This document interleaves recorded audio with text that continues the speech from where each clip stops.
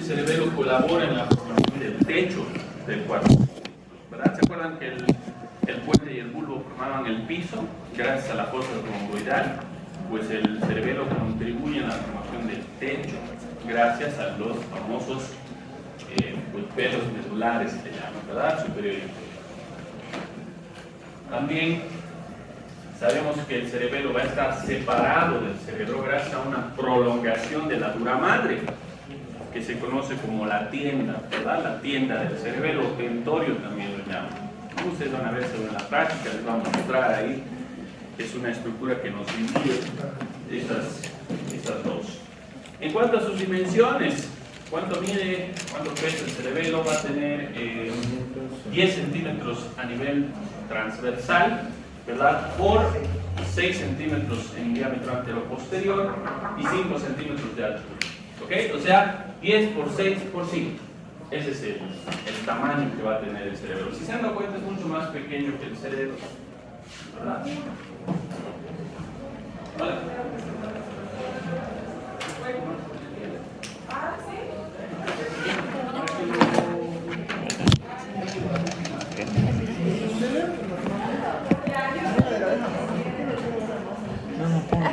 Muéstrale nada más toda la historia.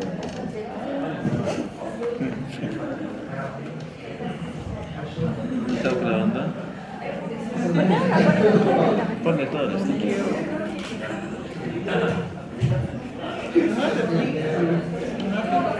¿Qué me vas a hacer?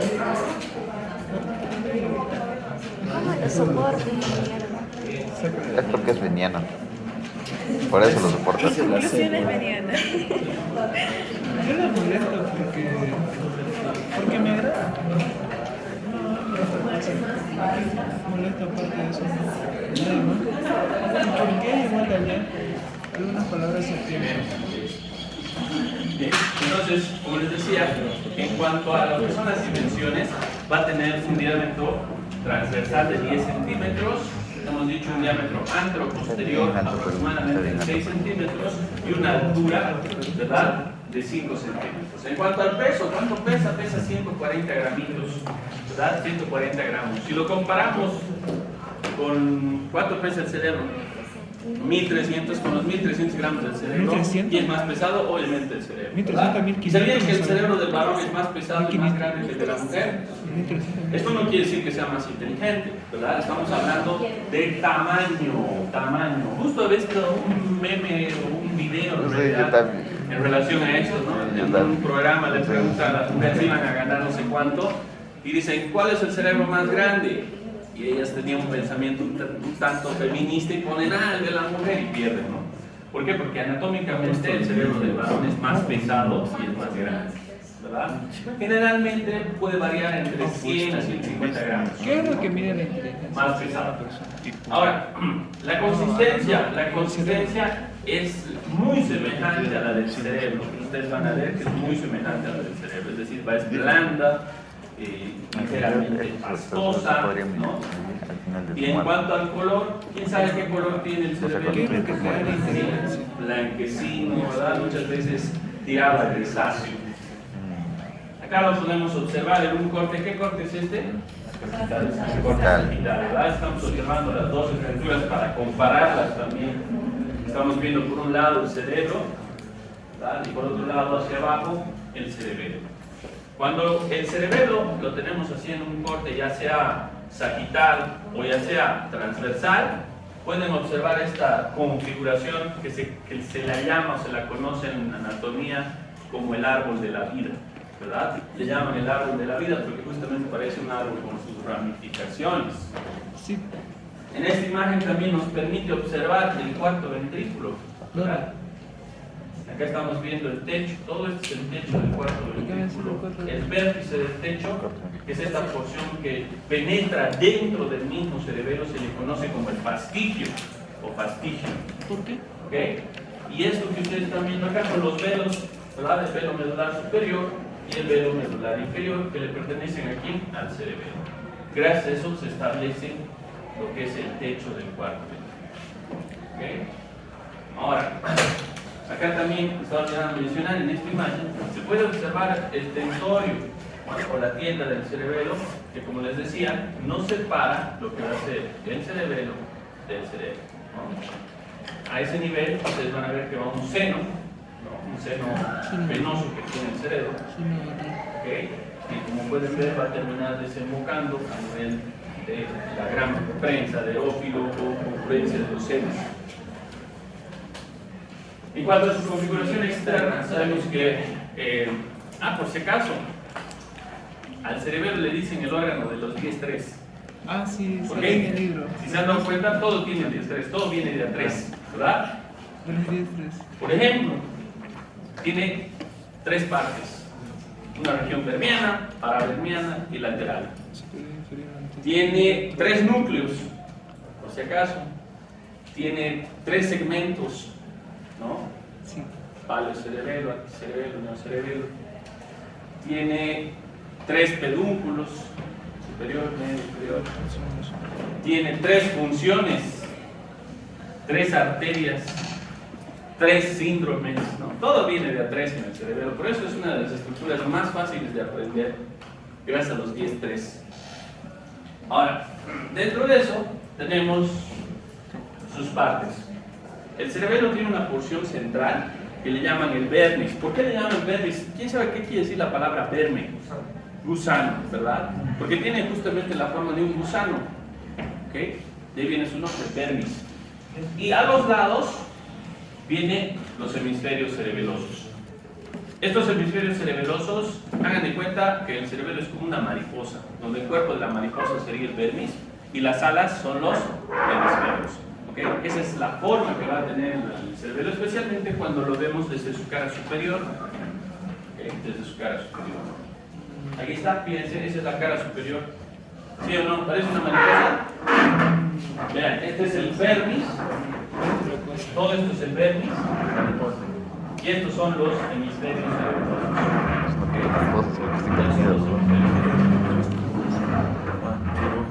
Algunos autores describen esta región central como la región vermiana, luego viene la región paravermiana y los laterales. ¿Okay? Así lo describen. Esta es otra vista, acá podemos ver con la conexión que tiene con el tronco. Acá, por ejemplo, estamos viendo la lámina cuadrigémina del mesencéfalo, ¿no? Donde tenemos los colículos o cuerpos cuadrigéminos. Aquí estamos viendo inclusive la glándula pineal o cuerpo pineal. Y hacia atrás la relación que tiene con el cerebelo. Esa relación es una relación peligrosa. ¿Sabes por qué? Porque cuando se aumenta la presión intracraneal, lo primero que va a salir, va a herniarse a través del agujero humano, son las amígdalas que tiene el cerebelo, las amígdalas cerebelosas. Salen las amígdalas cerebelosas, ahorita les voy a mostrar. Salen las amígdalas cerebelosas y estas empiezan a comprimir al bulbo raquídeo contra el diente del axis. Y es ahí donde lo lesionan y puede causar la muerte de ese paciente, ¿verdad? Pues por eso decimos que es una relación peligrosa. Entonces hay que tener cuidado con todo lo que aumente la presión intracraneal. La PIC, la famosa PIC. ¿Qué puede aumentar la presión intracraneal? Efectos de masa dentro del cráneo. Por ejemplo, hematomas, tumores, aumento del líquido cefalorraquídeo, ¿verdad? Todo eso. Ahora, para su estudio, el cerebelo, por si acaso, tiene 3 caras. Vean, 3 caras. 3 caras. Una cara superior, que le llaman la cara cerebral. ¿Por qué creen? Está en relación con el lóbulo occipital del cerebro, ¿verdad? Separado por la tienda del cerebelo. La cara inferior, o también llamada occipital, ¿por qué? Porque está descansando sobre el hueso occipital, sobre la fosa cerebelosa del hueso occipital. Y luego tiene una cara anterior, que le llaman la cara ventricular. ¿Por qué? Porque es la que da hacia el cuarto ventrículo, ¿verdad? La que colabora en la formación del cuarto ventrículo. ¿Ok? Entonces, 3 caras, no se olviden. Superior, inferior y anterior. Cuidado, me diga cara posterior, no tiene cara posterior. ¿Ok? El cerebelo no tiene cara posterior. Tiene superior, inferior y anterior. ¿Ok? 3 caras. ¿Cuáles son las? Vamos a ver, fíjense. En esta imagen, esta sería la cara superior, acá arriba. Esta sería la cara anterior. Y esta de acá sería la cara inferior. ¿Okay? Ahora las vamos a ver y las vamos a estudiar separado. Primero, la cara superior. ¿Qué tenemos en la cara superior? En la cara superior vamos a ver que la porción vermiana se va a dividir en dos extremos, va a tener dos extremos, uno hacia adelante y otro hacia atrás. El extremo anterior le llaman la língula. ¿Por qué le llaman língula? Porque tiene la forma de una lengüita. Eso quiere decir língula, pequeña lengua. Y la porción posterior le llaman el folium, ¿ok? Folium, que sería como la colita del gusano. ¿Qué relaciones tiene esta cara? Hemos dicho va a estar separada del cerebro por la tienda del cerebelo. A ese nivel también van a estar descansando los lóbulos occipitales del cerebro y va a estar un seno venoso que es el seno recto, que es el que estaban viendo hace un momento. ¿Okay? Todo eso está en relación con esta cara, con la cara superior. ¿Cómo se ve la cara superior? Se la ve de esta manera, ¿verdad? Acá está lo que les decía, este es el vermis. Hacia adelante, el extremo anterior va a presentar la língula. En esta imagen no se ve muy bien la língula porque está más proyectada hacia adelante y hacia abajo. Pero en esto se forma una escotadura que es la escotadura anterior del cerebelo. Por detrás tenemos el folium, que sí se logra apreciar. Esta porción que ven acá es el folium y está delimitado dentro de este espacio, que es la escotadura posterior del cerebelo. ¿Sí se han dado cuenta cuál de las dos escotaduras es más grande? La anterior, ¿verdad? Gracias a eso les va a servir en la práctica para diferenciar cuál va adelante y cuál va atrás. Luego, algo que también notamos son los hemisferios cerebelosos en esta cara. Y ustedes pueden ver con dos colores diferenciados lo que van a ser los lóbulos o los segmentos cerebelosos. Lo que está de rojo es considerado parte del paleocerebelo. Le llaman también el lóbulo anterior. En evolución, vino primero que el neocerebelo, que es esto que ven de verde, y lo más grande. Le llaman también lóbulo posterior. Fue el último en formarse y por ende el más grande. ¿Ok? El más grande. Según la filogenia, ¿quién fue el primero? Primero fue el arquicerebelo, que es la porción más pequeña del cerebelo. Luego vino el paleocerebelo, que es lo que están viendo de rojo, y luego vino el neocerebelo, que es lo que están viendo de verde. ¿Ok? Esa ha sido la evolución filogenética que ha tenido el cerebelo. Luego tenemos la cara inferior. En la cara inferior, la región vermiana cambia. ¿Por qué? Porque el extremo anterior ya no va a ser la língula, como en la cara superior, ¿verdad? Sino que aquí se va a denominar el nódulo. ¿Okay? El nódulo. Y el extremo posterior, ¿se acuerdan que en la cara superior era el folium? Pues aquí no es más folium, se llama tuber. ¿Okay? El tuber. Estos dos están separados por otras dos estructuras que sería la úvula y la pirámide. Luego, en cuanto a las relaciones, ¿qué relaciones va a tener esta cara? Va a estar en relación con la fisura media del cerebelo, que es esa fisura que nos divide los dos lados del cerebelo. Va a estar también en relación todavía con la tienda del cerebelo, con la porción inferior, y sobre todo va a descansar sobre las fosas cerebelosas del hueso occipital. Es por eso que le da la forma, si se han dado cuenta, ¿verdad? A ese nivel también se van a proyectar las amígdalas cerebelosas, que son estas que les he dicho que muchas veces protruyen a través del agujero magno, salen a través del agujero magno, se hernían y puede ser peligroso porque están en relación con el bulbo raquídeo. ¿Okay? ¿Cómo se ve? Ahí, así se ve. Vean, esta es la cara inferior. Esta es la cara inferior. Si se han dado cuenta, la mayor parte está formada por el neocerebelo. Esto que ven acá es la región vermiana de la parte inferior. Su extremo anterior sería esto que ven acá, que es el nódulo, que está pintado de azul. La parte inferior vendría a ser el túber. En medio queda esto que es la úvula. Y a los lados de la úvula vienen las amígdalas. Estas de acá, salientes, esas son las amígdalas cerebelosas. Hace referencia, si se han dado cuenta, a la faringe, ¿verdad? Porque la faringe también tiene la úvula o campanilla. Y a los lados están las amígdalas, ¿verdad? Lo mismo pasa aquí. Esta es la úvula y estas son las amígdalas. El túber acá abajo, acá, atrás. Okay. Esto que queda en medio es la úvula y acá viene la pirámide, por cierto. Ahora, ¿qué es esto de azul? Ustedes dirán, eso representa al arquicerebelo. que antiguamente lo llamaban el nódulo flóculo nodular o lóbulo flóculo nodular. ¿Okay? ¿Por qué se llama lóbulo flóculo nodular? Porque está representado por la unión de los flóculos, que son estos, que se unen con el nódulo. Por eso le dicen el lóbulo flóculo nodular o arquicerebelo, ¿okay? Que lo ven de azul. Si se han dado cuenta, es la porción más pequeña y la más antigua del cerebelo. Estos dos están unidos, los flóculos están unidos con el nódulo a través de estas pequeñas válvulas, que son las famosas válvulas de Tarim. ¿Okay? Las válvulas de Tarim. Luego tenemos la cara anterior, ¿verdad? Que es la cara ventricular. En esta vamos a ver que en el extremo superior ya no tiene extremo anterior y extremo posterior, acá va a tener simplemente extremo superior y extremo inferior. En el extremo superior va a estar la língula junto con el velo medular superior a la cual está pegada. Y luego también vamos a ver en el extremo inferior el nódulo, vamos a ver la región del fastigio, las válvulas de Tarim y el flóculo. ¿Qué relaciones tiene esta cara? Pues va a presentar relación con los nervios trocleares, con el cuarto par craneal, porque no se olviden que sale hacia atrás. Va a estar en relación con los pedúnculos cerebelosos, obviamente con el cuarto ventrículo. Esta cara va a estar bañada por líquido cefalorraquídeo, ¿verdad? Y también va a entrar en relación con la región petrosa del temporal o el peñasco. ¿Okay? Con todo eso se relaciona esta cara. ¿Cómo se ve? Se ve así. Fíjense.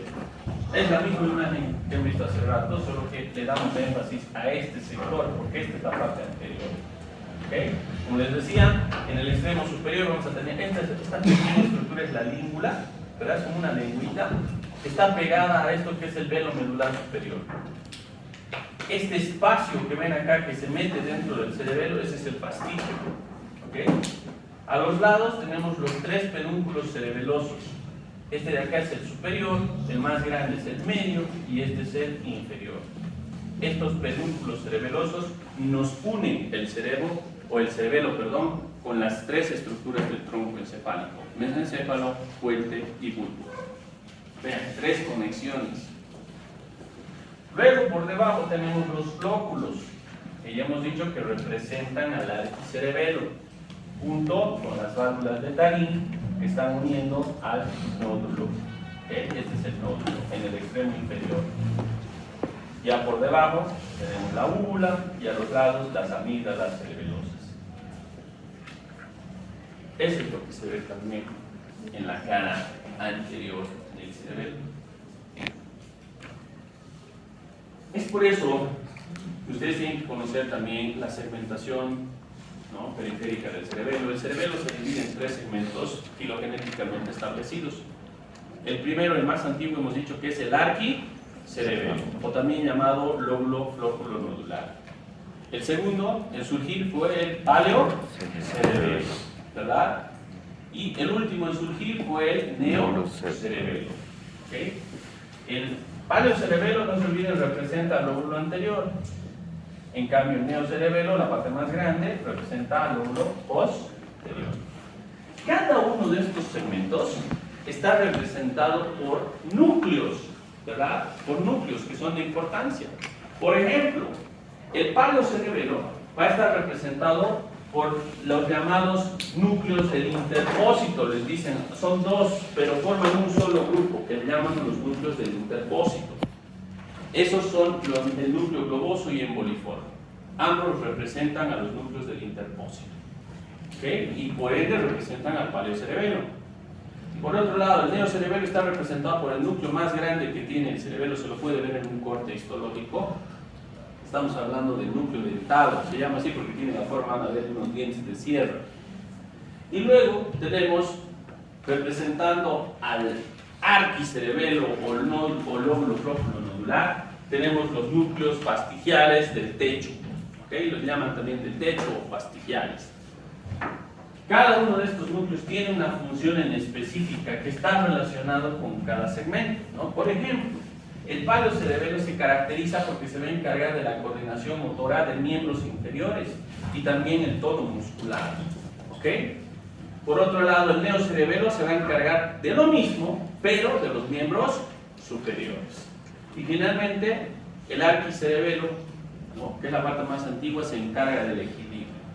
¿Okay? Vean, 3 funciones básicas que tiene el cerebelo: equilibrio, tono muscular y coordinación motora o sinergia, como le llaman. ¿Ok? Entonces, 3 funciones, vean eso, 3 funciones: equilibrio, tono, sinergia. Una pregunta, el anterior y posterior, los dos tienen tono y Coordinación. coordinación. Exacto. Solo que la diferencia es que uno se hace cargo de los miembros inferiores y el otro de los miembros superiores. ¿Verdad?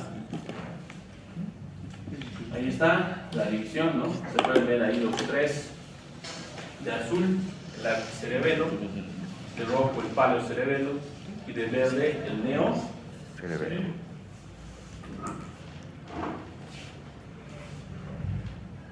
Ahora, existe una segmentación que pues divide de cierta manera la región vermiana y también los hemisferios del cerebelo. Le llaman la segmentación del Arcel.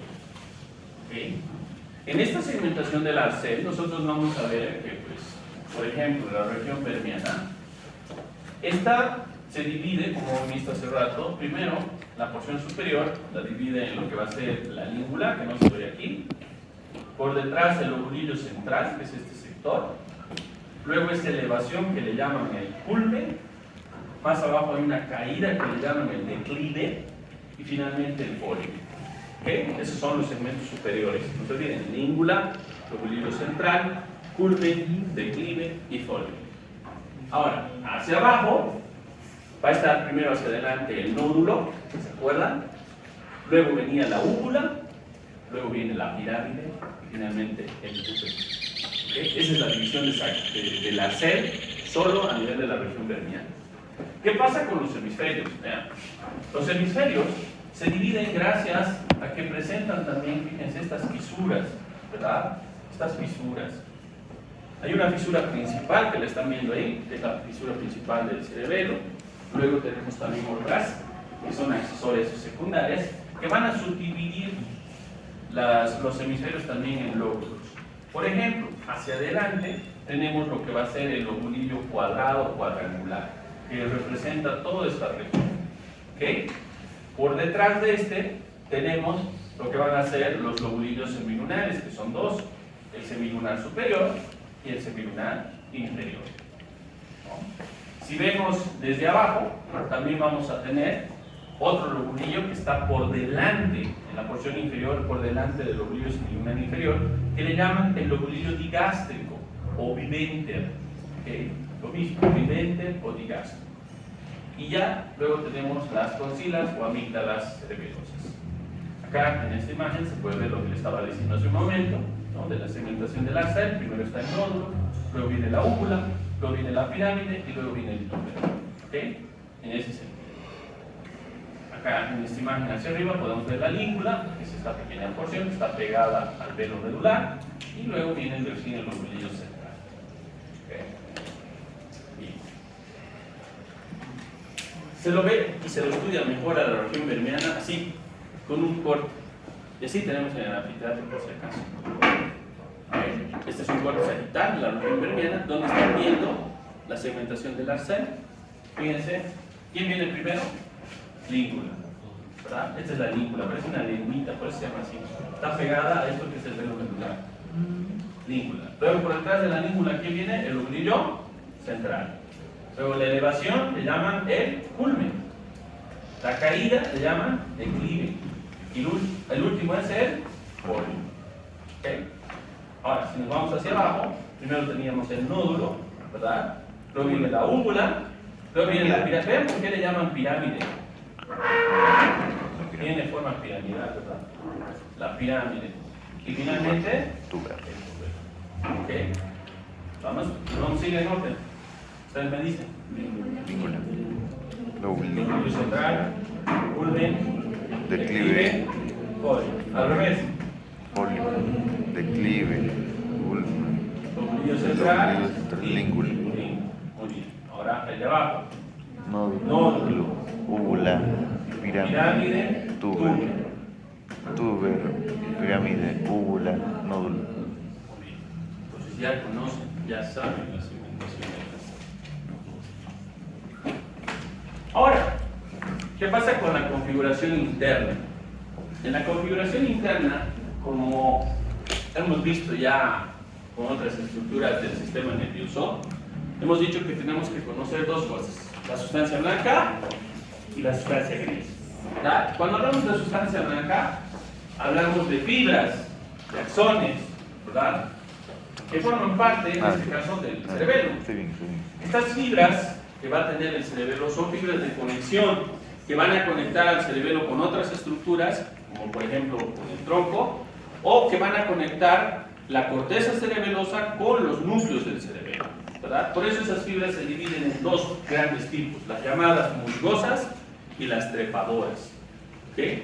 Las musgosas son las que conectan generalmente dentro del propio cerebelo, mientras que las trepadoras, como su nombre nos dice, son fibras que trepan, que ascienden, que vienen generalmente del bulbo, del tronco. ¿Ok? Y luego está la sustancia gris.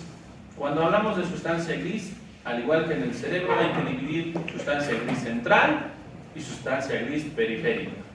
La sustancia gris periférica está representando a la corteza cerebelosa, mientras que la sustancia gris central está representando a los núcleos que tiene el cerebelo. Y ustedes han aprendido que son tres, ¿verdad? Que se dividen en tres. En esta imagen podemos ver algunos justamente de esa división. Todo lo que ustedes ven aquí es sustancia blanca, y esta sustancia blanca del cerebelo está formada por esos dos tipos de fibras, musgosas y trepadoras. Mientras que todo lo que ven acá, ¿verdad?, esa es sustancia gris, sobre todo representando a la corteza. Esa es la corteza cerebelosa, ¿verdad? Y lo que ustedes están viendo acá, ¿verdad?, esto de acá, por ejemplo, todos esos son los núcleos, representando a la sustancia gris central. Ese núcleo de acá es el más grande, es el dentado, por ejemplo. ¿Okay? El núcleo dentado del cerebro. Hablemos primero de la corteza. La corteza cerebelosa, a diferencia de la corteza cerebral, tiene solo 3 capas. ¿Cuántas capas tiene la corteza cerebral? 6. Vean eso, 6 capas. ¿Okay? Mientras que la corteza cerebelosa solo tiene 3. O sea, tiene la mitad. ¿Se han dado cuenta? Solo tiene la mitad. Estas capas van desde la más superficial hasta la más profunda. ¿Okay? Se dividen en esas 3. Son 3 estratos. Primero, la más superficial de todas se conoce como el estrato molecular o superficial.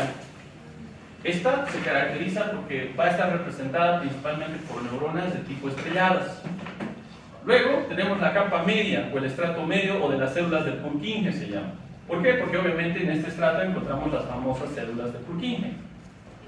Y luego tenemos la capa más profunda, que le llaman el estrato granuloso, ¿ok?, o profundo. Se caracteriza porque esta va a estar representada principalmente por las neuronas multipolares, ¿okay?, que se encuentran a nivel de esta región. Pues no se olviden, 3 estratos. Allí los podemos observar, fíjense, este de acá es el superficial, el molecular, ¿okay? Luego tenemos este que están viendo acá de amarillo, que es el de las células de Purkinje, que representa el estrato medio, y esas son las células de Purkinje, por cierto. Y luego está el profundo, que es este, vean que es más grande, ¿no?, más ancho. Ese es el granuloso, ¿okay?, o profundo, que está representado por las neuronas multipolares. Se llaman así porque tienen varios polos, ¿verdad? Conectan, facilitan la interconexión entre neuronas y neuronas. Y acá también podemos ver las fibras musgosas y las trepadoras, que van a ir a conformar lo que se conoce como la sustancia blanca en el cerebro. ¿Okay? Entonces, es así como está estratificado el cerebro. Esas son las 3 capas que tiene y las neuronas que encontramos en cada una de estas capas.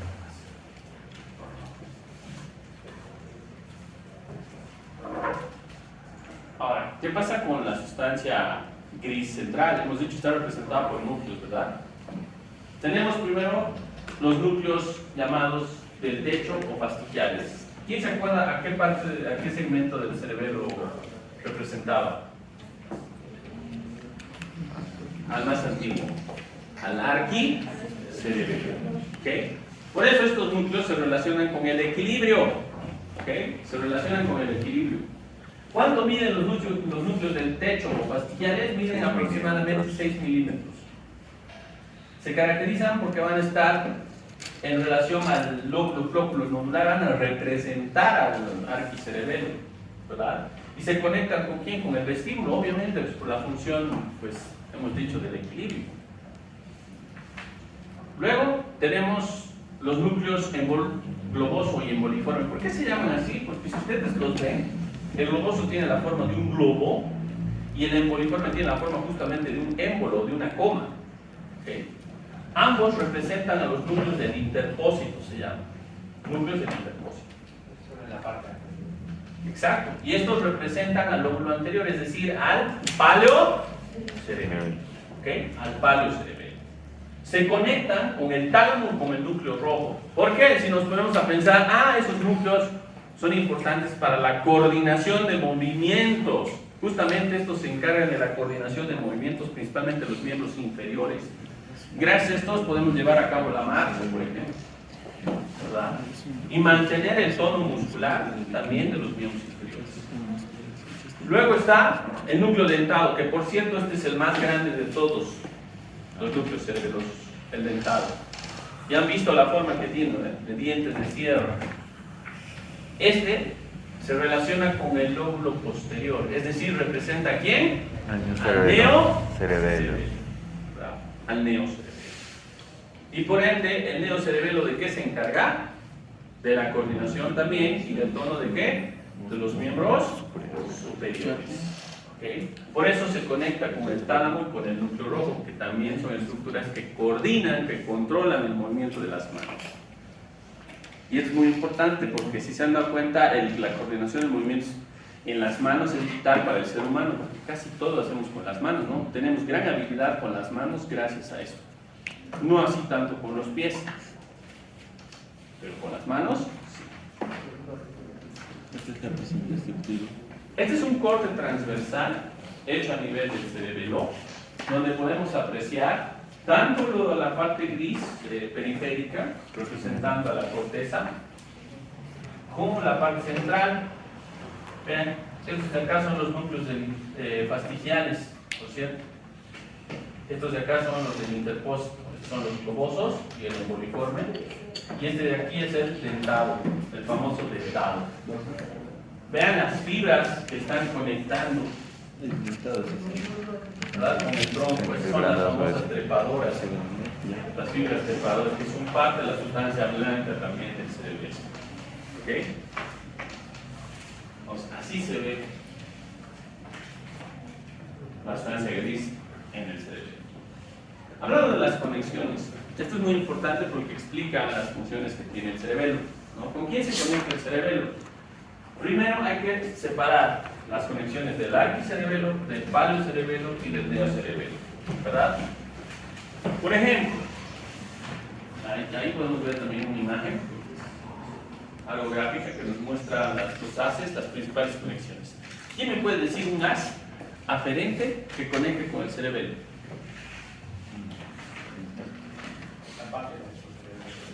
Un haz, un nombre. Hemos visto en médula espinal. No, pues es con el tálamo. Juntar. Espina con. Eso, pues el espino cerebeloso hay dos, ¿verdad? El espino cerebeloso dorsal y el espino cerebeloso ventral, ¿verdad? El dorsal directo y el ventral cruzado. Fleshy y Gowers. Esos sí conectan de manera directa a la médula. ¿Con quién? Con el cerebelo.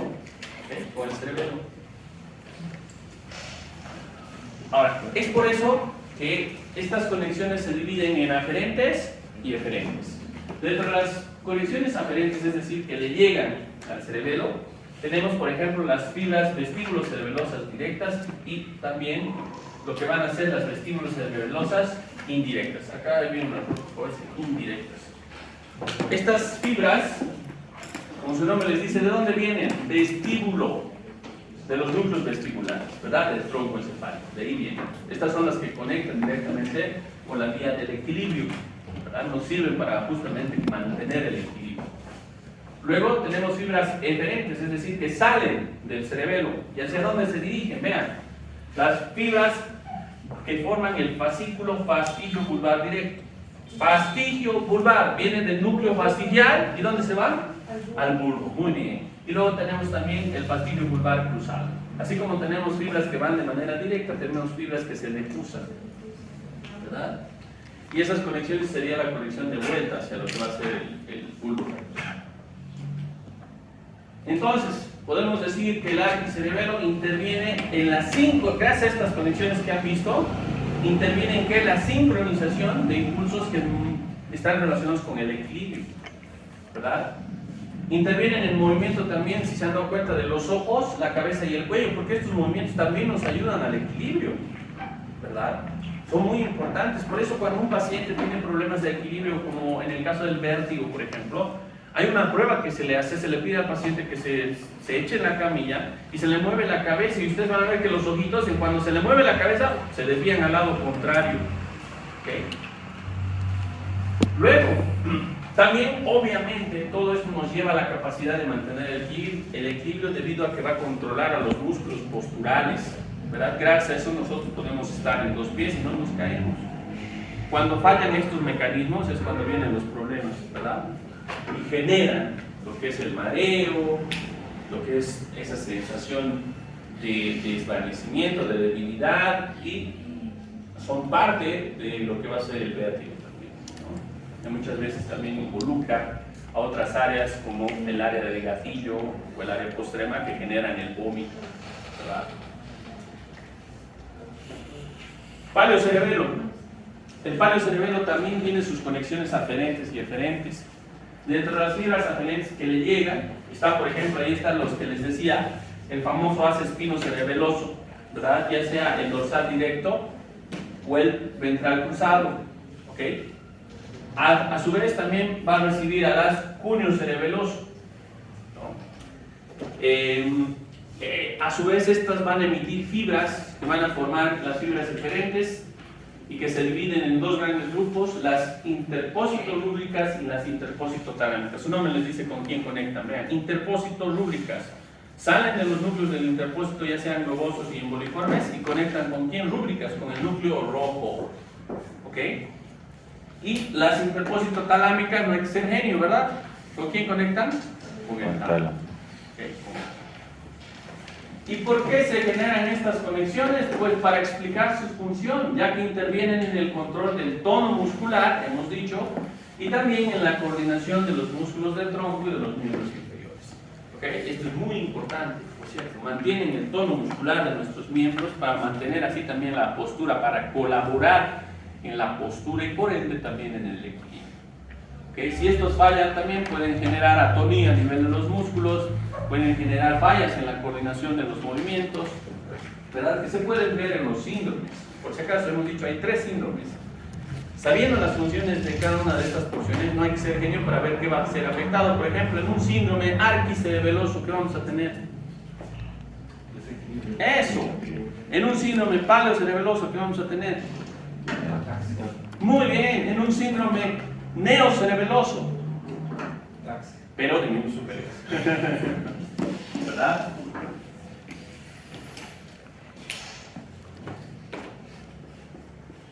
Y luego están las conexiones del neocerebelo. El neocerebelo recibe fibras aferentes a través de las famosas muscosas, que son parte de las fibras pontocerebelosas, son estas que conectan el puente con el cerebelo y que viajan a través del pedúnculo cerebeloso medio. Y luego tenemos también las fibras oligocerebelosas, que son las famosas trepadoras, que vienen desde el bulbo raquídeo, como les decía, vienen desde abajo, por eso se llaman trepadoras, porque van trepando, van ascendiendo. Estas representan la unión oligo de los núcleos olivares del bulbo raquídeo que conectan con el neocerebelo. Y a su vez también se manda fibras eferentes a través de las fibras oligorúbricas y las fibras oligotalámicas, que conectan ya sea con el núcleo rojo y con el tálamo nuevamente. ¿Para qué? Para lo mismo de hace rato, pero de los miembros superiores, es decir, coordinación muscular de miembros superiores. ¿Okay? No se me olvidará eso. Esas diferencias son importantes. Por eso, si analizamos la evolución, ¿no?, del cerebelo, vean, primero surgió el arquicerebelo.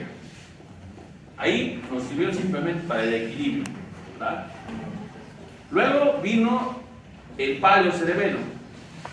Y una vez de que nos erguimos y estábamos en dos pies, teníamos que coordinar esos dos pies, ¿verdad? Y al último, el neocerebelo. Manos.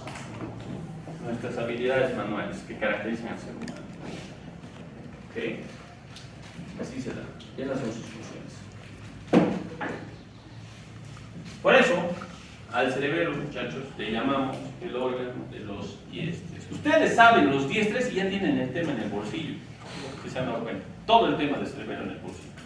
¿Por qué? Porque vean, tiene tres caras. Repasando, ¿qué caras? Anterior, superior e inferior. ¿Verdad? Tres pedúnculos. Superior, medio e inferior. Tres núcleos del interpósito, fastigio y del... por si acaso los globosos y emboliformes representan al interpósito. ¿Okay? Porque si ustedes dicen globoso, emboliforme, fastigio y dentado, ya serían cuatro, ¿verdad? ¿Se han dado cuenta? Pero si englobamos en uno solo al globoso y el emboliforme, son los núcleos del interpósito. ¿Okay? Núcleos del interpósito. Tres capas. Molecular, de Purkinje y eso. Tres segmentos: arquicerebelo, paleocerebelo Y neocerebelo. Tres partes: una región vermiana, paravermiana y lateral. Tres relaciones con el tronco.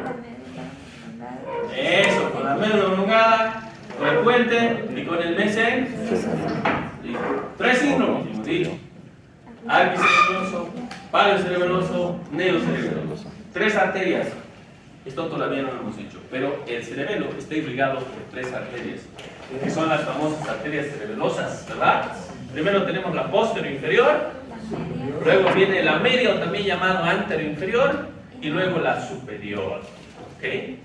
La pregunta, cuando me hablan de arterias, que yo siempre hago es rama de quién son. Por ejemplo, la posterior inferior, rama de quién es, ¿quién me puede decir? Se va a ganar mi respeto.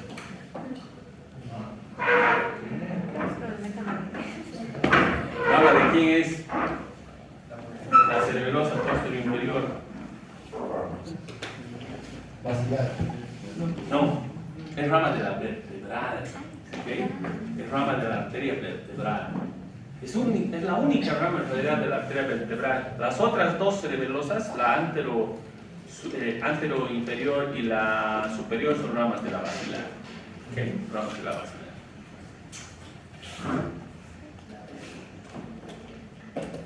Tres funciones principales, ya saben. La media y la arteria.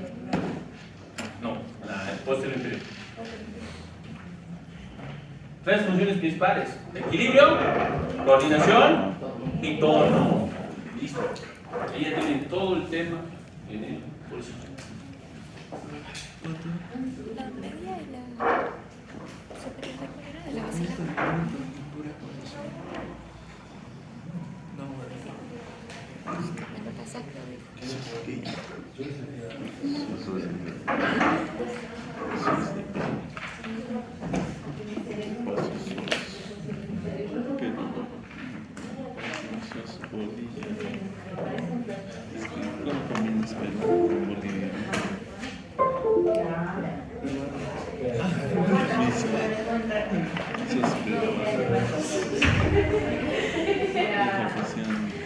Ahí tienes una imagen de algunas de las conexiones más importantes del cerebelo. Fíjense sobre todo la vía del equilibrio acá representado por el aparato vestibular. ¿Cómo se conecta desde? Esa era por las manzanas, ¿no? Ven. Manzanas. Él es un charao.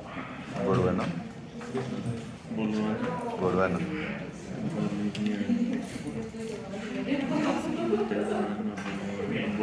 Ya hemos hablado del cerebelo, ahora nos toca hablar del cerebro. ¿Qué características tiene el cerebro? Lóbulo frontal. Presenta los hemisferios. Presenta los hemisferios. Presenta Ay, mi cerebro. ¿Cuántos lóbulos tiene el cerebro? 4. El lóbulo frontal, los parietales. Sí, ¿quién da más? ¿Quién da menos? A ver,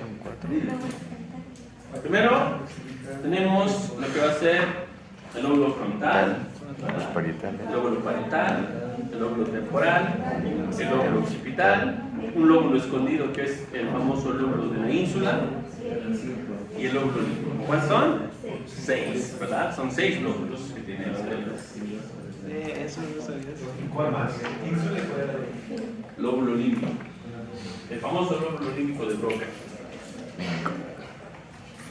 ¿Qué forma tiene el cerebro? Dicen que tiene la forma de un óvalo, ¿verdad? O de un ovoide. Sabemos que tiene dos extremidades, una anterior que le llaman frontal, una posterior que le llaman occipital. Estas salientes van a ver que son diferentes. Por ejemplo, la occipital es más gruesa que Me la acuerdo que la frontal. mordida del 87.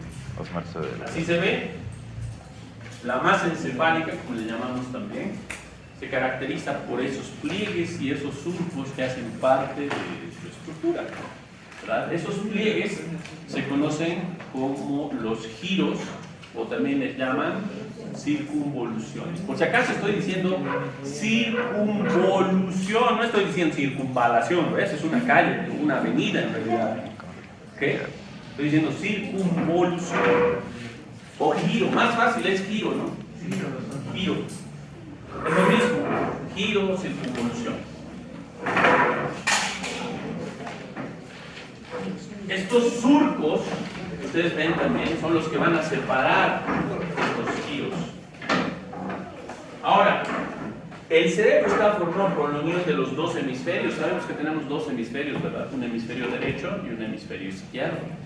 Ambos se unen a través de las comisuras interhemisféricas, como por ejemplo el cuerpo calloso. ¿Cuánto mide en general el cerebro?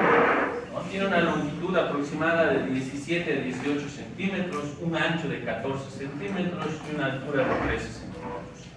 En cuanto al peso, ¿cuánto pesaba? De 1.300 a 1.400 gramos. ¿Okay? Uno de los cerebros más pesados que se ha encontrado, ¿no? Pesaba alrededor de 1.420 gramos. ¿Okay?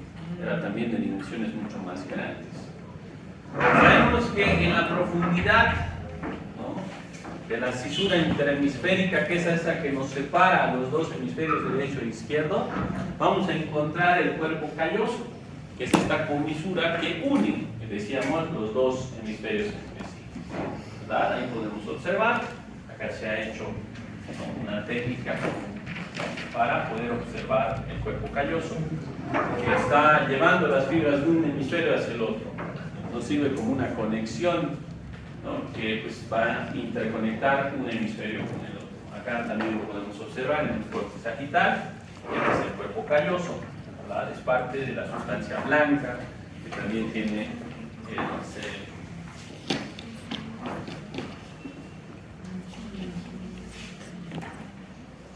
Luego, sabemos que por debajo el cerebro está separado por un repliegue de la madre del cerebro, y hemos dicho, es la tienda o tentorio del cerebro.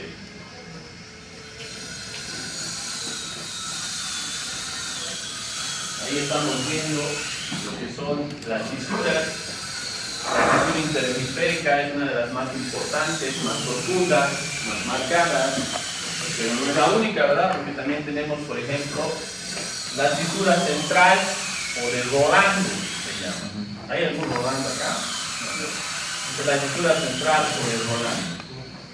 A su vez, en esta no se ve en esta cara superior, pero en la pista lateral vamos a poder ver la cisura lateral o de Silvio, que es mucho más profunda que la cisura central.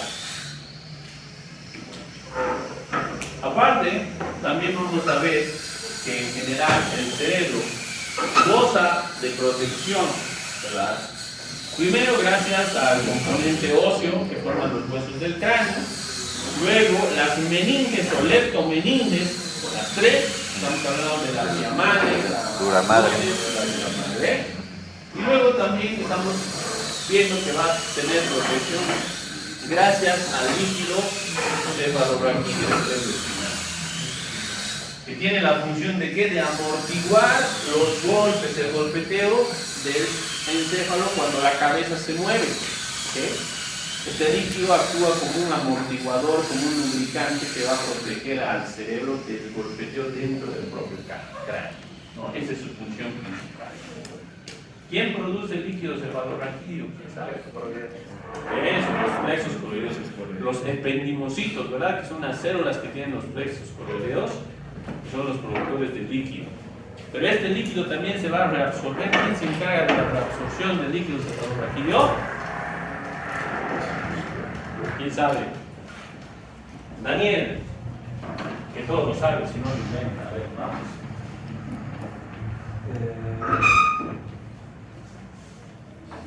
¿Quién lo absorbe? Sí, ¿quién lo reabsorbe? Acá se ve.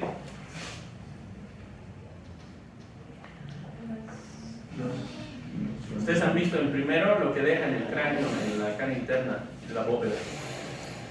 Las famosas cositas granulares de Paccioni, pues las granulaciones aracnoideas de la madre. ¿Ok? Las cositas granulares de Paccioni en realidad son de la aracnoide, pertenecen a la aracnoide, pero sobresalen hacia la dura madre, es por eso que dejan marca en la cara interna de la bóveda. ¿Ok? Esas granulaciones son las encargadas de reabsorber el líquido cefalorraquídeo.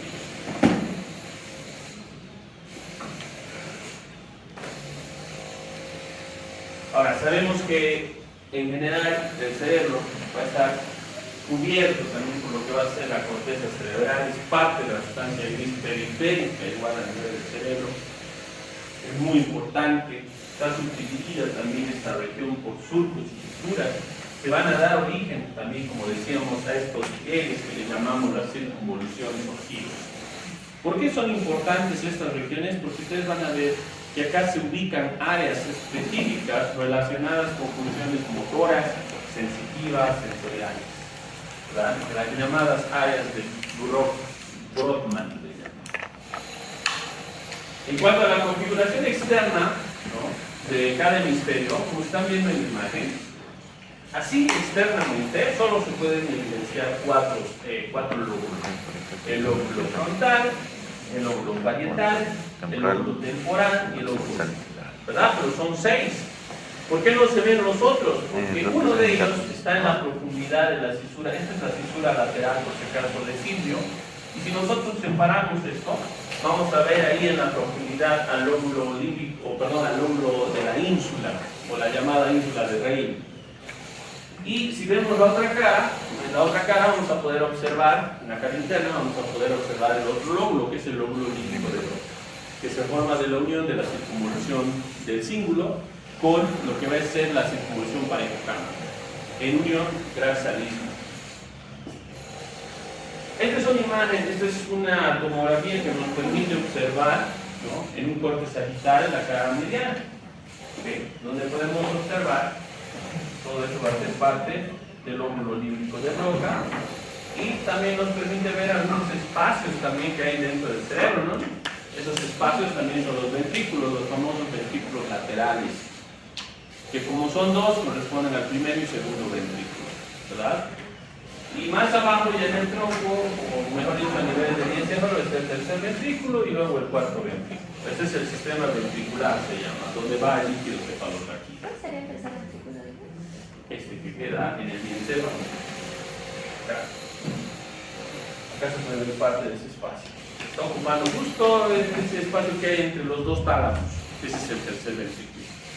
Y más abajo ya el cuarto ventrículo, ¿no?, que es parte del tronco.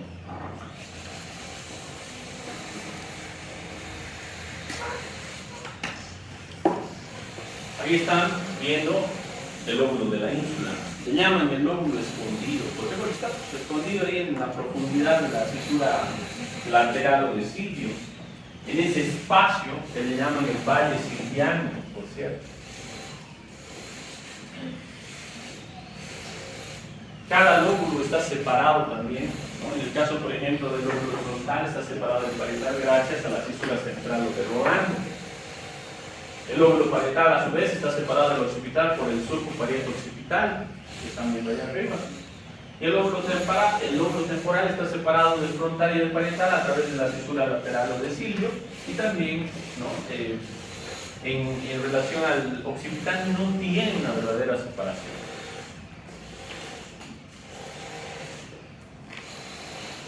Ahora, una cosa son los lóbulos y otra cosa son los polos.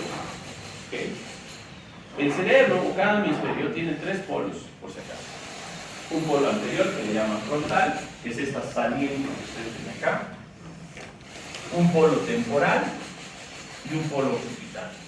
¿Okay? 3 polos. Cada uno de esos polos se apoya en 3 diferentes regiones del cráneo, de la base del cráneo, si se anota. Por ejemplo, el polo frontal, ¿dónde se apoya? En la fosa craneal anterior. El polo temporal, ¿dónde se apoya? En la fosa craneal media. Y el polo occipital en la fosa craneal posterior. ¿Okay? Fosa craneal. Si dibujamos el hemisferio cerebral, se va a ver más o menos así, ¿verdad? Donde vamos a notar primero algunas cisuras que hay que ver. Se nos ha movido un poquito la flechita porque acá estaba señalando esta. Esta cisura, como les decía, que nos separa el lóbulo frontal del parietal, es la cisura central o de Rolando. ¿Okay? Es muy importante. Todo lo que está por delante de esa cisura hace parte del lóbulo frontal, todo lo que está por detrás del lóbulo parietal. Luego también tenemos otra cisura acá, bien marcada, que nos separa el lóbulo temporal de los otros 2 lóbulos. Estamos hablando de la cisura lateral o de Silvio. Esta cisura es más profunda, más marcada que la de Rolando. Hay una arteria justamente que va a ir a través de esa cisura, que es la arteria cerebral media. De ahí recibe el nombre de la arteria silviana, por eso le llaman la arteria silviana, porque va a través de esa cisura. La arteria cerebral media, por si acaso, es una arteria muy importante para el cerebro. Si se lesiona, si a ese nivel se obstruye producto de un émbolo, puede ocasionar una lesión masiva a nivel del cerebro, ¿no? Luego tenemos también la cisura parietal externa, los surcos o cisuras frontal superior, frontal inferior, los surcos temporal superior, temporal inferior, la intraparietal, la marginal, de igual manera. Todos esos son cisuras que nos van a delimitar lo que son los giros o circunvoluciones, ¿verdad? Por ejemplo, vean, delimitando lo que es el surco frontal superior por encima y por adelante, tenemos lo que va a ser el giro frontal superior, se llama este sector. ¿Por qué es importante? Porque en este sector se van a ubicar las áreas 9, 10, 11 y 12 de Brodmann, que le llaman la corteza prefrontal. Esta corteza prefrontal es la que les permite a ustedes planear, planificar, les da la personalidad, regula sus emociones, muchas veces su comportamiento, el semblante, ¿ok? Esa es la corteza prefrontal, representa lo que le llamamos la corteza prefrontal, ¿verdad? Esta corteza prefrontal es muy parecida en funciones al sistema límbico, sobre todo por el manejo de las emociones, ¿no? De lo que es pasividad, agresividad. Por eso en la antigüedad, no sé si han escuchado alguna vez hablar de la famosa lobotomía frontal. ¿Alguien ha escuchado de la lobotomía frontal? Exacto, exacto. Era un procedimiento barbárico que se utilizaba en la antigüedad para controlar a los pacientes psiquiátricos que eran muy agresivos, ¿verdad? Entonces, ¿qué es lo que se hacía? ¿No? Se les extirpaba una parte del lóbulo frontal y se veía que con esto los pacientes se quedaban totalmente calmos, ¿verdad? Modulaba su conducta. Exacto.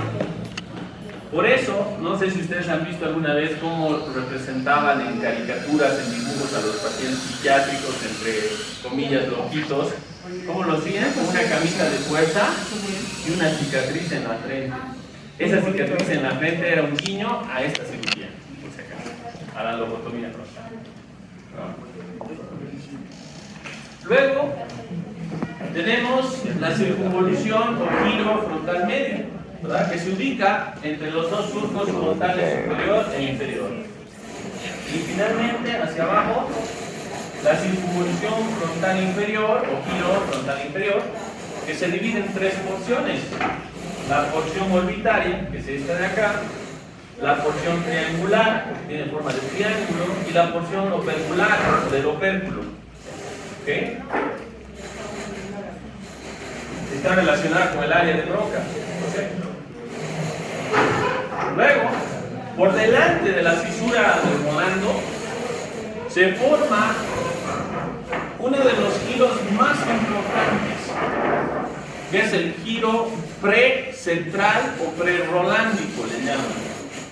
¿Por qué es importante? Porque a ese nivel se encuentra el área 4 de Brodmann, que es el área motora primaria, ¿sí? Donde nacen todos nuestros impulsos motores.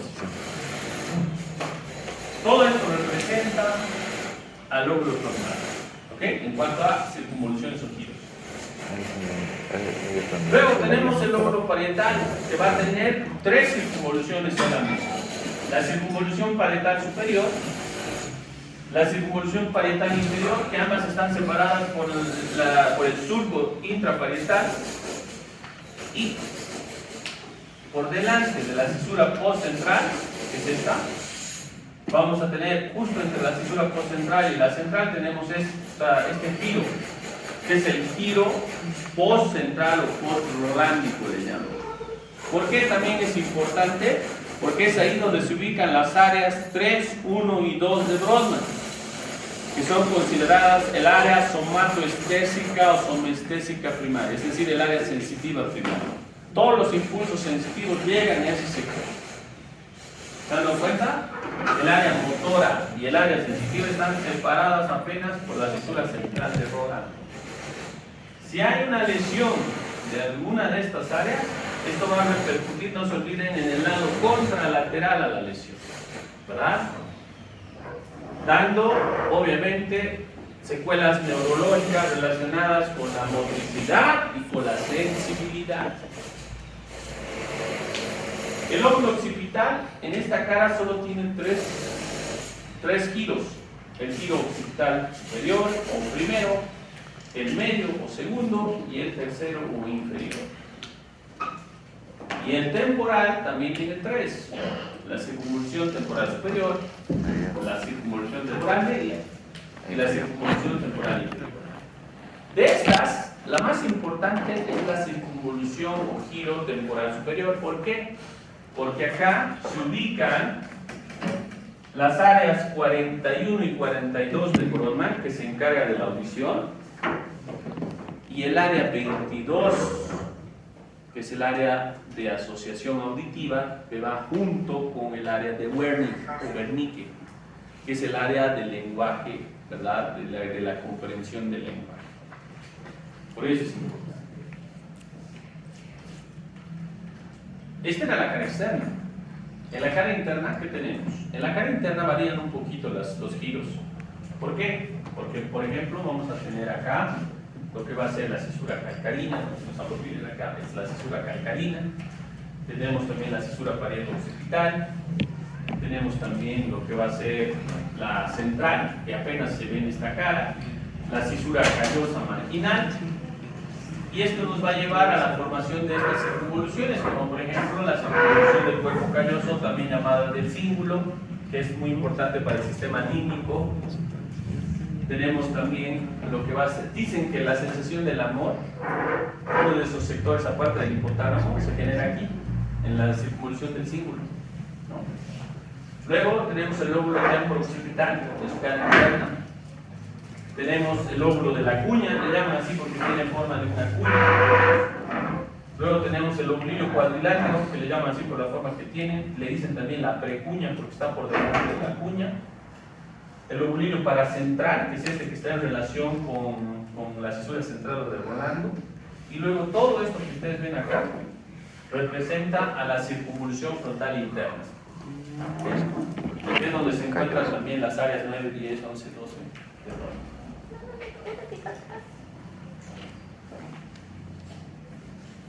Eso es en la vista interna, en la cara interna del hemisferio cerebral. En la cara inferior, esta le llaman la cara basal, por si acaso. En la cara basal del cerebro, ¿cuántas caras entonces tiene el cerebro? 3, ¿verdad? Cara externa, cara interna y cara basal. ¿Okay? O inferior, le pueden llamar también. En esta podemos ver la cisura lateral de Silvio, que se ve también todavía. Podemos ver todo este sector que le pertenece al llamado lóbulo orbitario. Tenemos todo esto que es el lóbulo temporo-occipital. Tenemos ahí en el centro comunicando los pedúnculos cerebrales del mesencéfalo, el quiasma óptico, ¿verdad? Y el taller hipofisiario con los cuerpos mamilares. Hacia atrás, el rodete del cuerpo calloso, y esto nos lleva a la formación de estos surcos, como el surco orbital externo, el surco en H, que es ese que están viendo ahí, que tiene la forma de una H, que le llaman también orbital medio, y lo que es el surco olfatorio renal. Esto nos separa los giros, como el giro olfatorio interno, el giro olfatorio externo, y lo que son los giros orbitarios medios y también el externo. Luego tenemos la circunvolución temporo-occipital, primera, segunda y tercera, también llamados, si continuamos, sería en realidad cuarto y quinto. ¿Okay? Porque no se olviden que hacia afuera solo había 3 circunvoluciones temporales: superior, medio, inferior, de ahí le continúa el cuarto. A la quinta le llaman la circunvolución parahipocámpica, por si acaso. Y en esa circunvolución parahipocámpica, a ese nivel se va a formar una estructura que parece un gancho. Ustedes van a ver, sí, parece un gancho.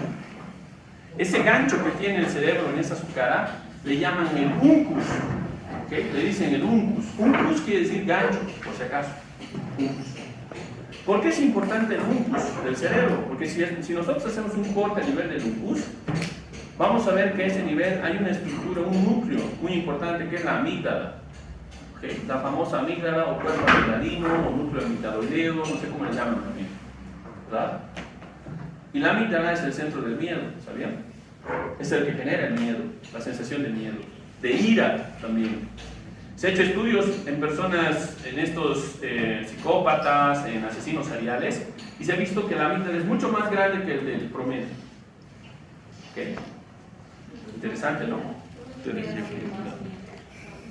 Es que el miedo está relacionado con la ira también. El miedo está en relación con la ira. Entonces, si bien tienen más miedo, también presentan mayor agresividad, porque son más irascibles. Las personas que no controlan la ira tienen un síndrome, que es el síndrome de secuestro de la amígdala. ¿Han escuchado hablar de esto? Son personas que normalmente sean tranquilas, ¿no? Pero cuando las provocas, explotan así y generan una reacción exagerada de ira. Se llama el síndrome de secuestro de la amígdala. Van a leer acerca de él. Procedía a amenazarlo de 7 formas distintas de muerte. Todo esto nos lleva a ver también las funciones hemisféricas, ¿verdad? Sabemos que ambos hemisferios no son iguales, ¿verdad? Tienen sus diferencias. Generalmente el ser humano tiene siempre un hemisferio dominante. Si bien utilizamos los dos hemisferios, tenemos siempre un hemisferio dominante, ¿verdad? Por ejemplo, el hemisferio izquierdo se caracteriza porque es el encargado del llamado pensamiento lineal. Este pensamiento lineal está en relación con el lenguaje, con expresiones, ¿verdad? Como la escritura, la lógica, la matemática, las ciencias. Generalmente el hemisferio izquierdo controla la mano derecha.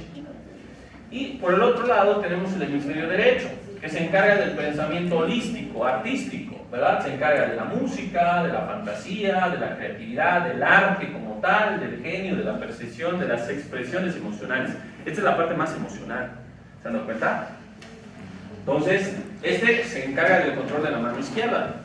La mayor parte de las personas se dice que tienen dominio del hemisferio izquierdo.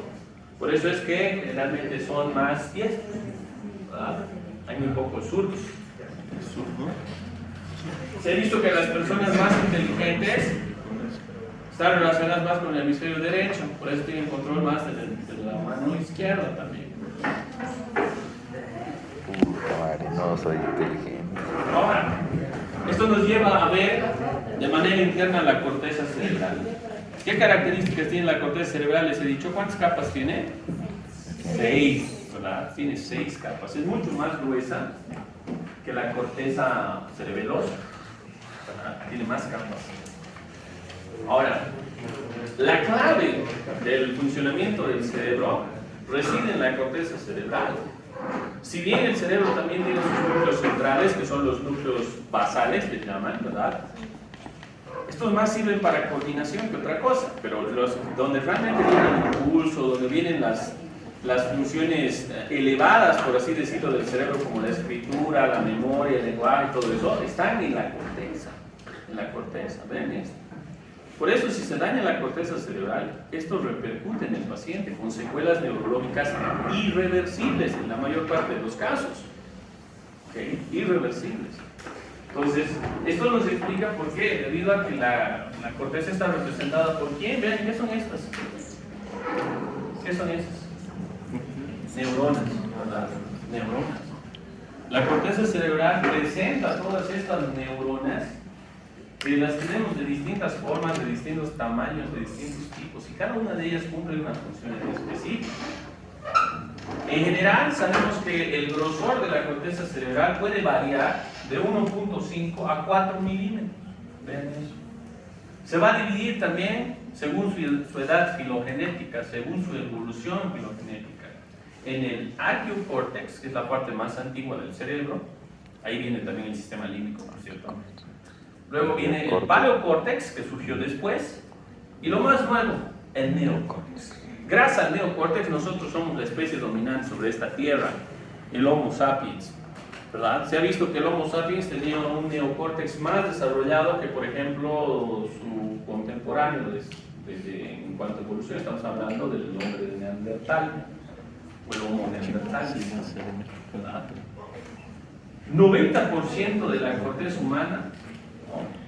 Y en el último en aparecer fue justamente el neocórtex. Gracias al neocórtex nosotros somos seres superiores a los demás animales. ¿Por qué? Porque pensamos, ¿verdad? Razonamos.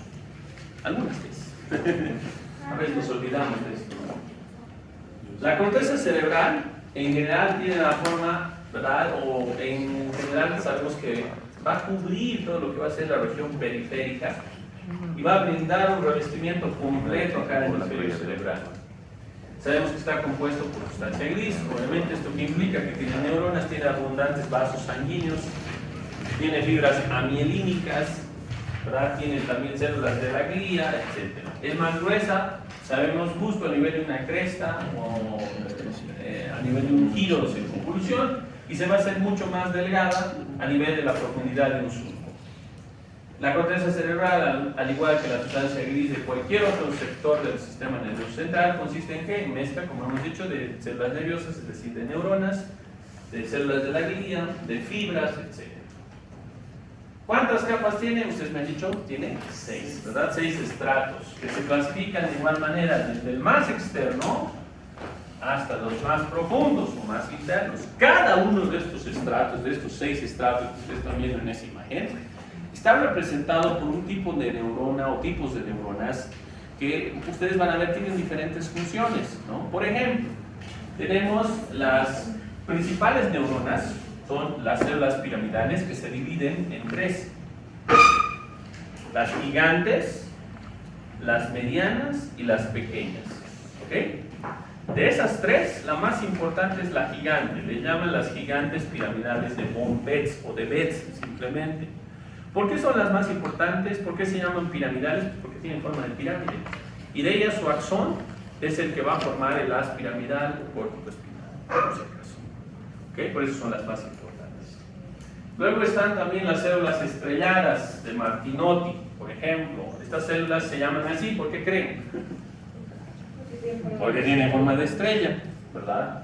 Luego están también las fusiformes, las de Ramón y Cajal. Luego están las células horizontales, ¿no? De 3 también entran sobre todo las de Cajal, y estas hacen de interneuronas muchas veces, es decir, facilitan la conexión de una neurona con otra, como están viendo acá. Por ejemplo, esta es una célula estrellada o una neurona estrellada que se está comunicando con una neurona piramidal, ¿verdad? Luego acá están las fusiformes, de igual manera, que conectan un estrato con otro, ¿no? Estas son también las multipolares.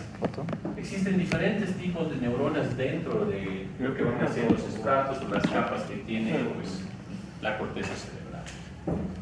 Cada una de ellas forma conexiones, interconexiones. Gracias a estas interconexiones, mientras más son estas interconexiones, se dice que uno es más inteligente. ¿Okay? Entonces, vean eso, la inteligencia no depende del tamaño, ¿verdad? Ni del número, ni de la cantidad de neuronas, sino de la cantidad de sinapsis, de conexiones que tienen estas. Por cierto. ¿Cómo es eso de la sinapsis? Digamos, si un niño, o sea, un niño puede provocar más sinapsis que otro. Las sinapsis se van formando con el pasar de los años. Los experimentos, o sea, lo que hacen, ¿no? Digamos, Exacto. un niño que está en el móvil, un niño que está aprendiendo un instrumento o un idioma, ¿no? Exacto. Eso crea sinapsis. Sí, claro que sí. Todas las experiencias crean sinapsis, ¿verdad? Todo van formando sinapsis. Entonces, es mentira de eso que uno nace inteligente, y eso es mentira. Uno se hace inteligente, ¿verdad? ¿Y cómo lo hace? Creando conexiones, creando sinapsis. Ahora, si nosotros agarráramos y desdobláramos todo lo que es la corteza cerebral, ¿sabían que dicen que llegaría hasta la luna? Con la cantidad de neuronas que tiene, llegaría hasta la luna. Pero está plegada, es una estructura plegada, alcanza algo más de 2.6 metros cuadrados, un promedio de 2.6 milímetros de espesor. Su peso aproximado, ojo, estoy hablando solo de la corteza, no de todo el cerebro, solo de la corteza es de 600 gramos, porque sabemos que el peso total del cerebro va entre 1.300 a 1.400 gramos. Pero solo de la corteza 600 gramos, vean, gran parte del peso, ¿se han dado cuenta? Casi la mitad. El 95% de esta corteza va a representar al neocórtex dorsal, como hemos dicho, que ha sido el último en aparecer. Y el 5% representa lo que llamamos el alocórtex, donde se van a encontrar, por ejemplo, el arquicórtex, que es la parte más antigua. Acá está, por ejemplo, el hipocampo, que es parte del sistema límbico. El paleocórtex, que luego vino después, donde está la corteza entorrinal olfatoria y también, como tal, la región piriforme. Luego viene el mesocórtex, representado por el giro del cíngulo. Y luego también acá podemos agregar al famoso lóbulo límbico de Broca. ¿Okay?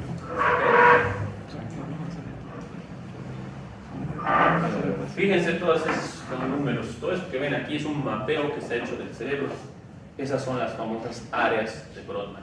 Son áreas funcionales del cerebro. ¿Qué quiere decir esto? Que si yo pongo un electrodo aquí y estimulo, va a causar un efecto, ¿verdad?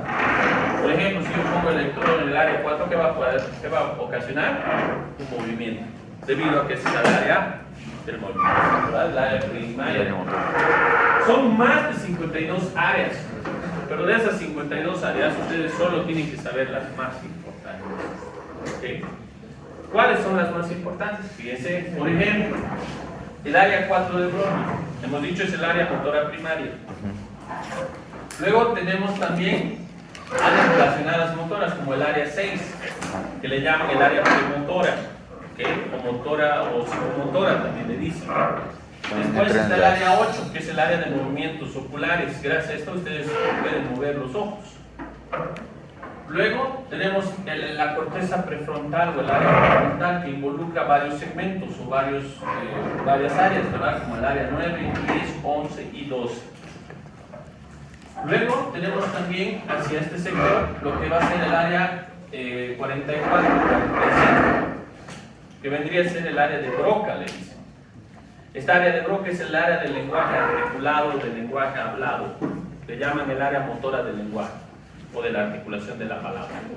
Gracias a esta área ustedes pueden pensar y luego decir lo que piensan con palabras, ¿verdad?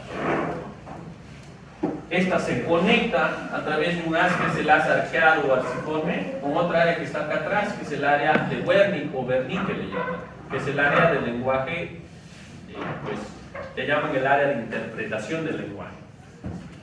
¿Verdad? Gracias a esta área, ustedes en este momento están escuchando mis palabras en el lenguaje español. Gracias a esa área, ustedes también pueden aprender otros lenguajes. Está relacionado también con el lenguaje escrito, simbólico, ¿verdad? Luego tenemos también otra área importante justo en el piso de la circunvolución corporálnica, en el lóbulo parietal, es el área 43. Este es el área de gusto. Ahí llegan todos los impulsos gustativos.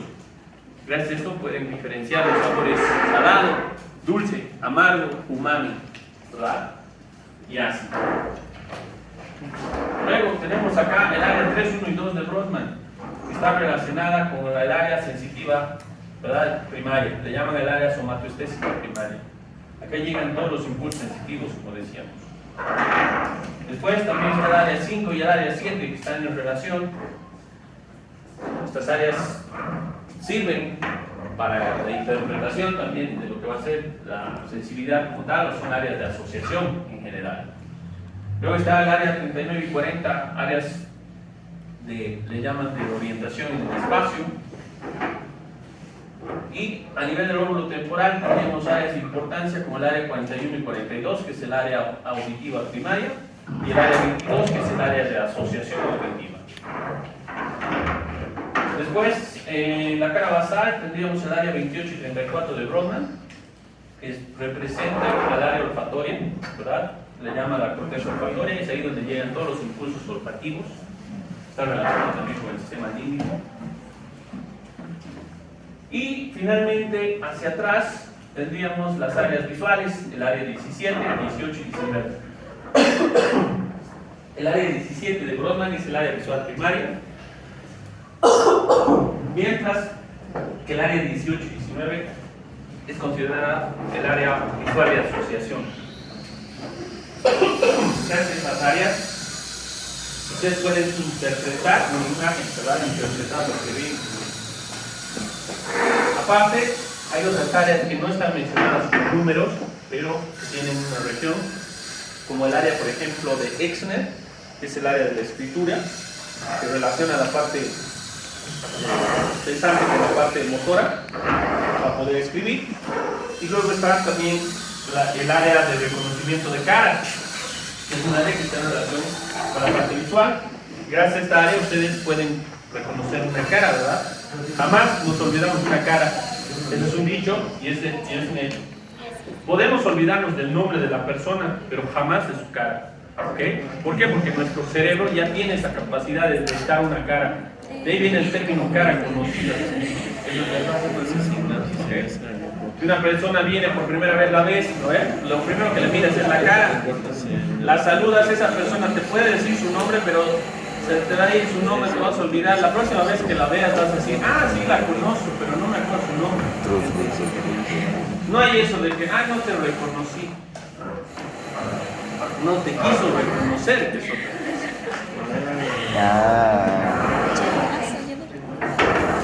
¿Con qué se aplica? Ahí están algunas de las ubicaciones de estas áreas específicas, ¿no? Que están encargadas de todas estas funciones motoras, sensitivas, sensoriales.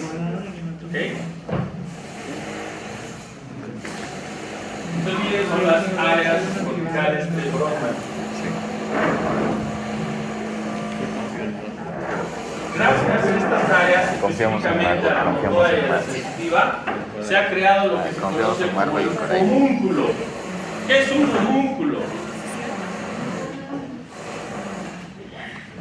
La primera persona que describió a este hombrecito pequeño con estructuras desproporcionadas, que le llaman homúnculo, fue Penfield. ¿Okay? Ese es el homúnculo de Penfield, que nos demuestra la parte sensitiva y la parte motora. Mientras más grande es una porción corporal, quiere decir que hay mayor importancia, ya sea en la parte motora o en la parte sensitiva. ¿Okay? Y esta distribución del homúnculo se da justo a nivel de la corteza cerebral. ¿Cómo? Vean. Ahí está. Es un corte Charcot, y esto que están viendo acá es la corteza. Esta sería la parte sensitiva y esta es la parte motora.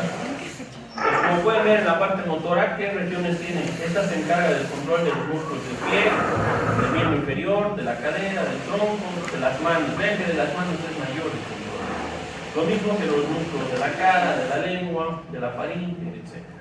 Lo mismo pasa con la parte sensitiva. Vean qué región controla la sensibilidad de los pies, de las manos, de la cara, de los labios. Es grande, ¿verdad? La sensibilidad.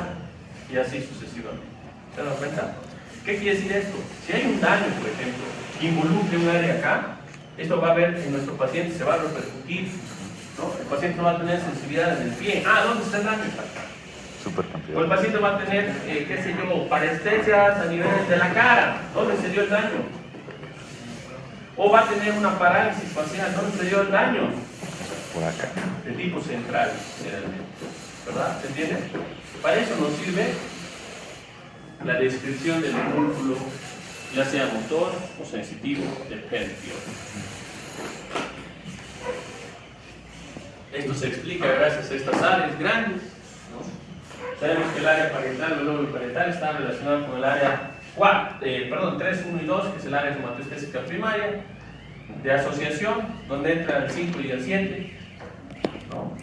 Luego el otro, el lóbulo frontal, el área 4, que es el área motora primaria, área 6, donde entra también el área psicomotora, premotora, además de la motora suplementaria. Luego tenemos la región de movimiento de los ojos, ¿verdad? Donde está a nivel intermedio, y la corteza prefrontal, 9, 10, 11, 12, que se encarga de las formas lógicas del pensamiento, lo que es la proyección hacia el futuro, la planeación, hemos dicho el comportamiento, el talante de la persona, ¿verdad? Todo eso. Se dice que la inteligencia está distribuida entre el lóbulo frontal y la llamada encrucijada parieto-occipito-temporal. ¿Qué es la encrucijada parieto-occipito-temporal? Es la unión, es justo donde se unen esos tres lóbulos, parietal, temporal y occipital. Ahí radica la memoria a largo plazo. Es ahí donde se quedan los pensamientos que van a perdurar, por ende la inteligencia también. ¿Estamos? En cambio, la memoria a corto plazo, ¿dónde está?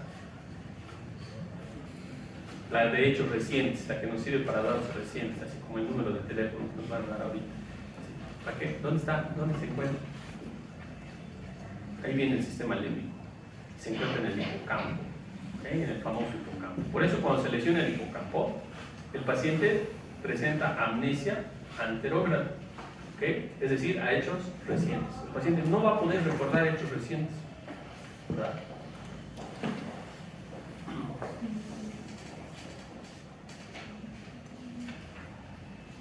Ahí están otras áreas de importancia, como el área visual primaria, el área visual de asociación. Al área visual primaria, que es el área 17, le llaman el área estriada, que se encuentra justo a nivel de la calcarina. Al área 18 le llaman el área paraestriada. Y el área 19 le llaman el área periestriada. Así bien, estriada, paraestriada y periestriada. Ese es el orden, por si acaso. El área visual primaria, para diferenciarlos, por si acaso nos sirve, es el que recibe el impulso nervioso de la visión como tal, uno puede ver. Pero otra cosa es saber lo que uno está viendo, ¿verdad? ¿Quién se encarga de eso? Gracias a eso nosotros sabemos que lo que estamos viendo es un celular, que lo que estamos viendo acá es un lapicero, que lo que estamos viendo acá es un libro, ¿verdad? Gracias a esas áreas de asociación. Si hay un daño a nivel de estas áreas de asociación, el paciente no va a poder describir lo que está viendo. Va a ver, sí, va a tener reflejo, todo revisión, va a captar la luz, pero tú le pones esto y dices, ¿qué es esto? Y el paciente no va a saber. Le dices, ¿qué es esto? Algo habitual que siempre ha visto, conoce que es una tele, no va a saber qué es esto. ¿Se entiende? Esa es parte de la llamada ceguera central, le dicen, porque es producida por lesión de una de estas áreas. Es muy diferente una ceguera periférica, ¿verdad? Donde se ve afectado el globo ocular, el nervio, el músculo. Lo mismo pasa con el área auditiva. Hay una área auditiva primaria y una área auditiva de asociación o de secundaria. Gracias al área auditiva primaria ustedes reciben el impulso y saben que es un ruido, ¿verdad? Un sonido. Pero gracias al área auditiva de asociación ustedes pueden diferenciar y pueden apreciar todo lo que es el tono, el timbre de ese sonido. Gracias a esto ustedes pueden diferenciar lo que es un simple ruido de música, por ejemplo. Si hay un daño a nivel de esa área, ¿qué va a pasar? Se puede reconocer. El paciente no va a poder interpretar los sonidos, ¿verdad? Va a escuchar, sí, pero no va a poder interpretar los sonidos. Pero aún, peor aún, si el daño es a nivel del área de Wernicke. Ahí viene la afasia, ¿verdad? La famosa afasia de Wernicke o afasia sensitiva, donde el paciente no va a poder entender lo que ustedes le están diciendo. Sí va a escuchar, pero no va a poder interpretar lo que ustedes están diciendo. Eso se llama afasia, ¿okay? La afasia sensitiva de Wernicke. En la mente del paciente, cuando ustedes le hablen así normal, va a estar, su voz va a estar. ¿Han visto los adultos de Snoopy, Charlie Brown? ¿Cómo hablan? Igual. Pues el paciente no va a poder captar nada. Ahora, si el daño se da a nivel del área motora, que es el área de Broca, va a generar otro tipo de afasia, que es la afasia motora, se llama, o afasia de Broca. En este el paciente no va a poder hablar, no va a poder articular las palabras. Va a estar... ¿Se entiende? Esos son los dos tipos de afasia que hay debido al daño de estas dos áreas. La afasia de Broca y la afasia de Wernicke.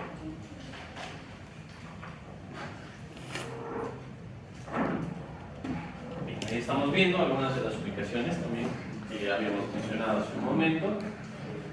¿No? Ahí está el homúnculo, ¿no? El homúnculo motor, las áreas relacionadas motoras, el área del lenguaje, entonces olvídense el área 44 y 45, el área de Broca, la corteza prefrontal de igual manera.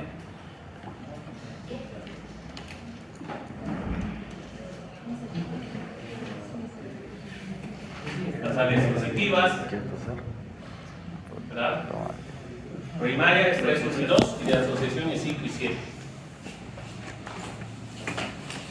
Ahí está el homúnculo sensitivo.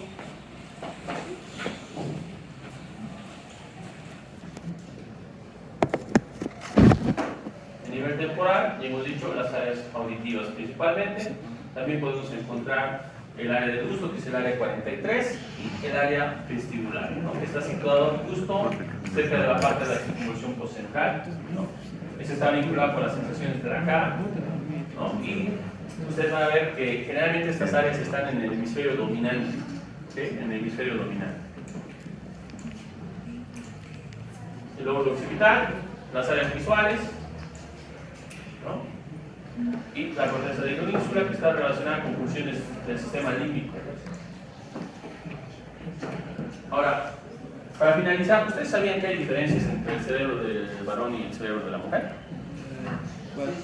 Por ejemplo, la mujer es multitarea, puede realizar varias actividades a la vez, ¿no? Por eso ustedes las van a ver a las mujeres manejando, pintándose las uñas y texteando. En cambio, los varones no. Los varones nos concentramos en una sola cosa a la vez, no podemos hacer varias cosas a la vez. ¿Okay? Por eso, ustedes los novios tienen que ser, tienen que entenderlo. Si no les prestan atención es porque están manejando, porque están haciendo otra cosa. ¿Okay? No es porque no quieren, es porque no pueden. ¿Verdad? Es porque no pueden. Luego, el cerebro de la mujer se caracteriza porque se ubica, o mejor dicho, no se ubica muy bien en el tiempo-espacio y demás, por eso se pierde, ¿no? No tiene muy buen GPS. En cambio, los varones se ubican muy bien. Luego, algo que es muy obvio también, que ustedes seguro se han dado cuenta, es que el cerebro del varón tiene mayor área cortical para el sexo que el de la mujer. ¿Okay? En la mujer prima más la parte emocional, los sentimientos, por si acaso. ¿Okay? Luego, también, en el caso de la mujer es muy común el tartamudeo en el varón más que en la mujer, ¿verdad? Por si acaso.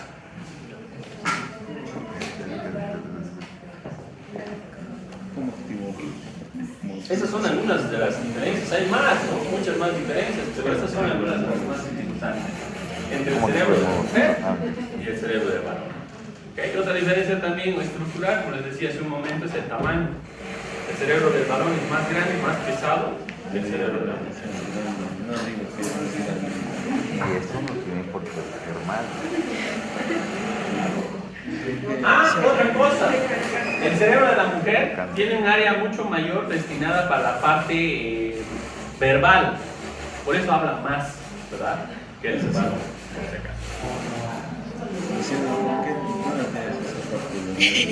Exacto, exacto. Luciano, Luciano, Claudio sospechoso. Entonces, muchachos, con eso terminamos. No se olviden relacionar, por favor.